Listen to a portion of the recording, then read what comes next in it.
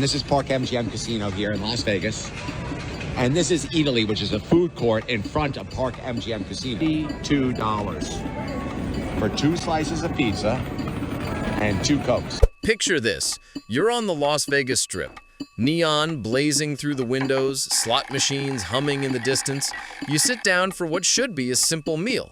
A burger, fries, maybe a cocktail, and watch the price climb before your eyes.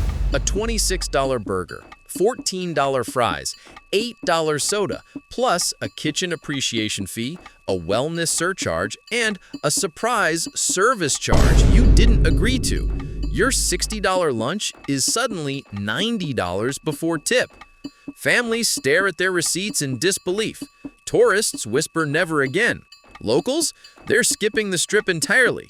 In 2025, dining in Vegas isn't indulgence anymore. It's exhaustion. Today, we're breaking down 6 big reasons why eating out here has become unaffordable.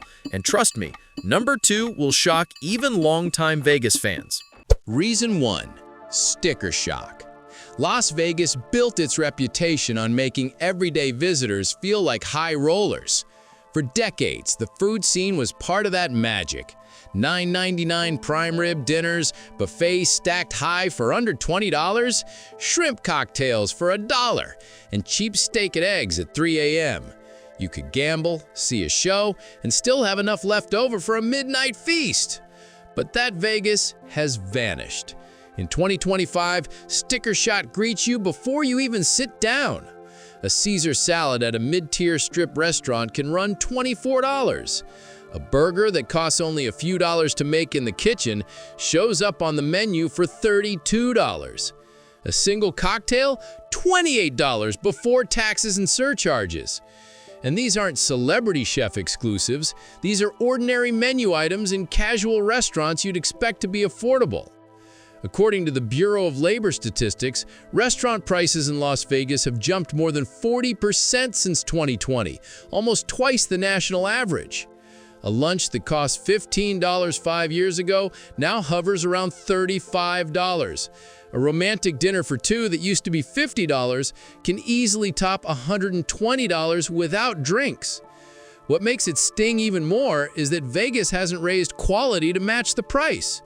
In New York or San Francisco, you at least get world-class cuisine for the money. In Las Vegas, many visitors feel like they're paying Manhattan prices for hotel convention center food. As one longtime visitor from New Zealand put it, they've canceled their 2026 trip entirely because the math no longer adds up. 2 weeks in Japan, including airfare and cruise, cost less than 4 days on the Strip. This is the new normal on Las Vegas Boulevard. The city that once prided itself on letting you live larger than life now leaves you recalculating your budget before the appetizer arrives. And when you start second-guessing your lunch bill, you start questioning the whole trip. Reason 2. Fee explosion. If the prices on the menu didn't already blow your budget, wait until the bill lands on your table. Welcome to what locals now call the fee explosion, the Strip's newest profit engine. For decades, Vegas menus were simple. The price you saw was the price you paid plus tax and tip. Now, menus act like bait, and the bill is the switch. You'll see automatic gratuities of 18 to 22% on parties of any size, kitchen appreciation surcharges of 5%, wellness fees, service recovery charges, and even entertainment fees at restaurants with no entertainment. One diner reported a $4.99 per person show charge when all they saw was a television over the bar. It's not isolated to high-end dining rooms. Fast casual chains and food courts inside major resorts now tack on the same hidden extras. A local resident broke it down. A $14 burger became $36 once fees were added, and that's before any tip. Each line item looks harmless by itself. A few dollars here, a couple of percent there, but together, they can balloon your meal cost by 20, 30, even 40%. The psychological impact is devastating. Travelers feel tricked.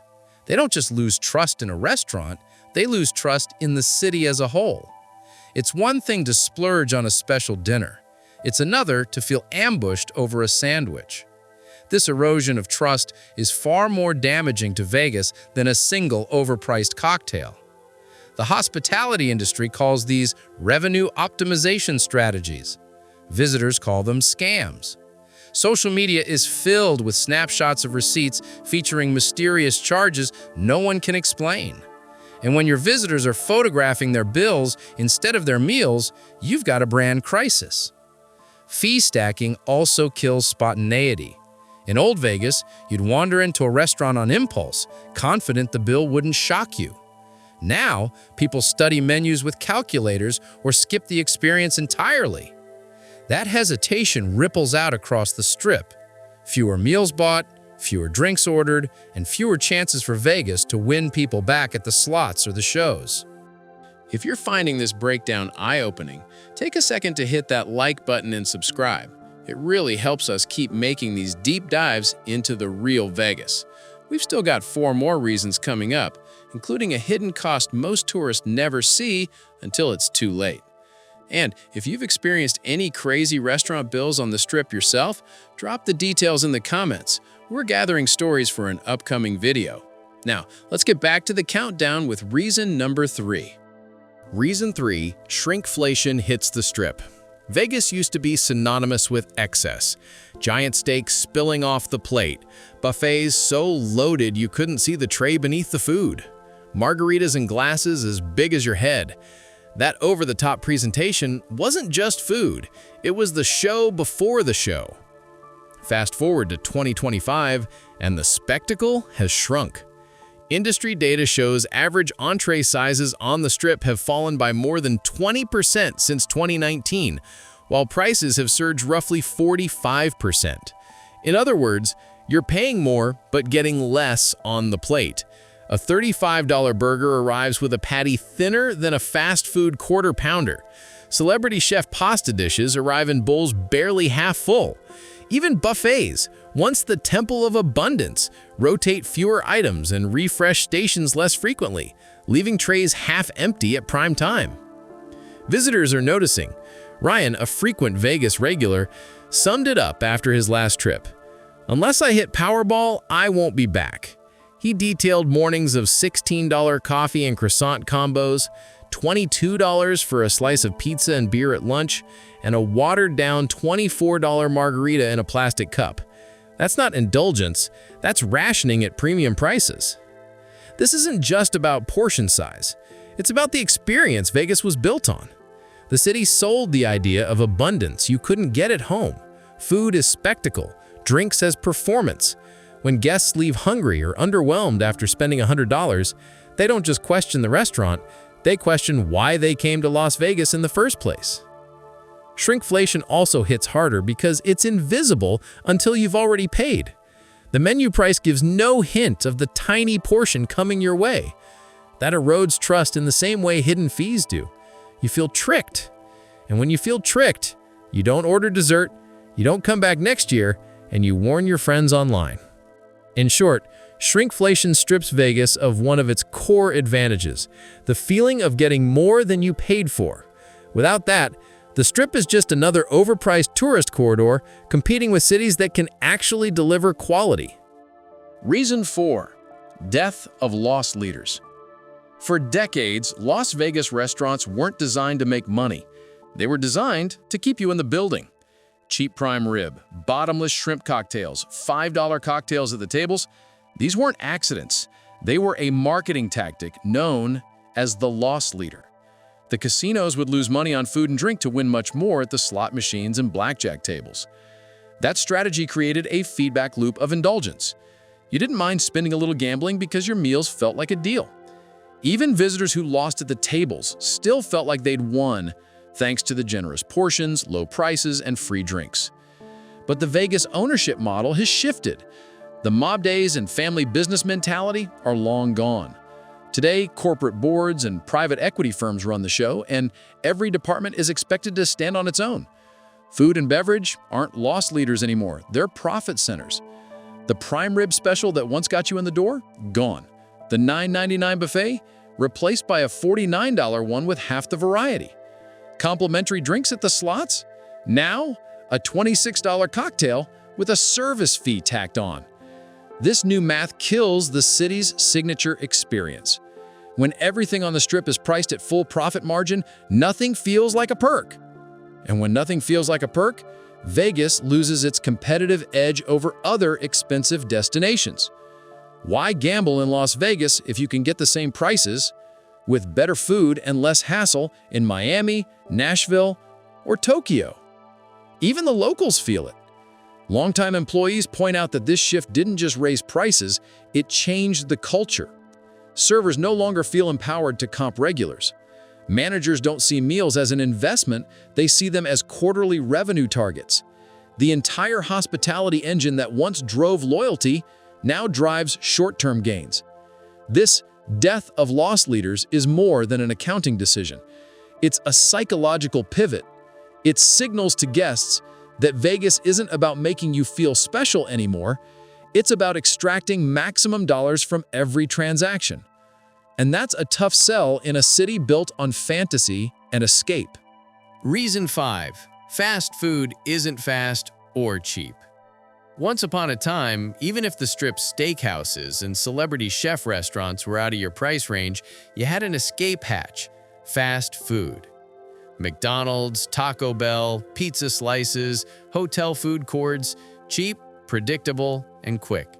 Families on a budget could still feed everyone without taking out a loan. That safety net is gone. In 2025, fast food on the Strip costs more than casual sit-down dining in many U.S. cities.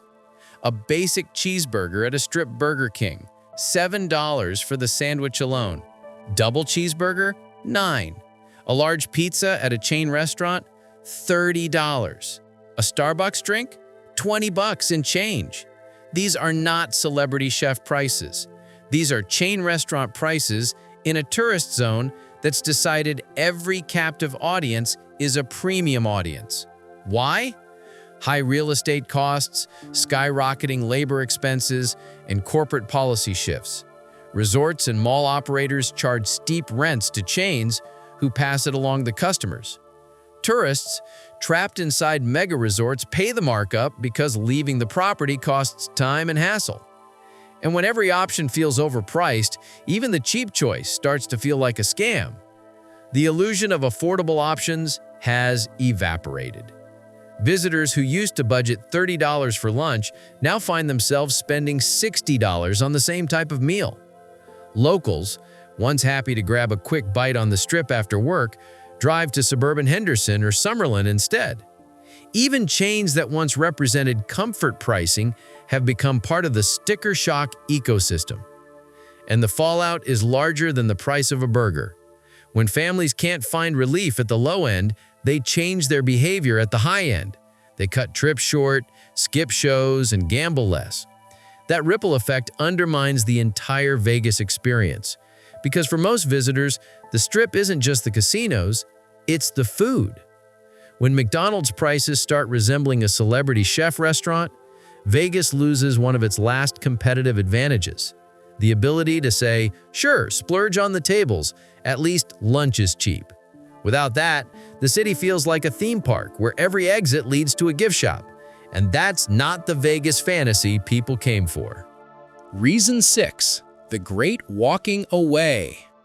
The Strip still glows at night, the fountains still dance, the marquees still flash with promises of indulgence, but fewer people are buying it. After years of creeping prices, hidden fees, and shrinking portions, both tourists and locals are voting with their feet. The Great Walking Away has begun. Travel surveys show the shift in hard numbers. In 2025, more than 60% of visitors reported spending less on food than they had planned, not because they saved money, but because prices felt predatory. Restaurant reservations are down over 30%, buffet traffic is collapsing, and even long-running casual dining spots are reporting their first revenue declines in decades. The reasons aren't hard to see. Visitors who once loved splurging in Vegas feel nickel and dimed at every turn. Locals who used to prop up off-strip restaurants now drive to neighboring cities or eat at home. Some hotels quietly admit midweek casino floors are emptier than they've been in years. When dining becomes a luxury, so does the entire Vegas experience. And in the age of TikTok and Reddit, one outrageous bill can go viral overnight. A $180 cocktail, a hidden surcharge. Suddenly, it's a million-view post warning future visitors. Vegas built its empire on word of mouth and social proof. Now, that same megaphone is blasting its shortcomings. The city that once relied on what happens here stays here has become what happens here trends here. This erosion of trust doesn't just affect restaurants. When travelers feel scammed over lunch, they question the hotel, the show tickets, even the gambling floor. The psychological contract that powered Las Vegas for decades, come here, spend money, feel like a king, is broken. And here's the real danger. This isn't just a few disgruntled tourists. It's a collective behavioral shift. Social media accelerates it, reviews echo it, and competitors benefit from it. Orlando, Miami, Tokyo, Monaco, all now seem more attractive because they deliver luxury without the feeling of being tricked. Even high rollers have options. If Vegas can't rebuild trust, it risks becoming a cautionary tale, the city that priced out its own mythology. The lights will still shine, but without a story of generosity and indulgence to back them up, they're just expensive bulbs in the desert. Until that story changes, the great walking away will keep spreading, one disappointed visitor at a time. Las Vegas was built on a simple promise. Ordinary people could experience extraordinary indulgence, even if just for a weekend. Cheap prime rib, free drinks, endless buffets, the Strip felt like a reward you couldn't get anywhere else. But the 6 reasons we've just covered show how far the city has drifted from that identity. Sticker shock, hidden fees, shrinking portions, the death of lost leaders, overpriced fast food, and the great walking away. Together, they paint a picture of a destination that's turned hospitality into an extraction game. And the stakes are bigger than one overpriced burger. When trust evaporates, when visitors feel ambushed at every turn, the whole Vegas ecosystem, hotels, shows, gaming, conventions, begins to wobble. The Strip still glows, but the story that once powered those lights is flickering. It doesn't have to end this way. If Vegas leaders can rethink their approach, bring back some lost leaders, cut the hidden fees, restore a sense of value, they could reignite the magic that made the city world famous. But until then, visitors and locals alike will keep voting with their feet, choosing other destinations where luxury still feels like a treat instead of a trap. What do you think? Is Vegas just facing normal inflation, or has it fundamentally broken the deal with its guests? Have you been surprised by a bill on the Strip? Drop your stories in the comments. We're reading them all. And if you found this breakdown helpful, hit that like button and subscribe so you don't miss our next deep dive. We've got even more behind-the-scenes looks at the hidden costs of America's biggest destinations coming soon.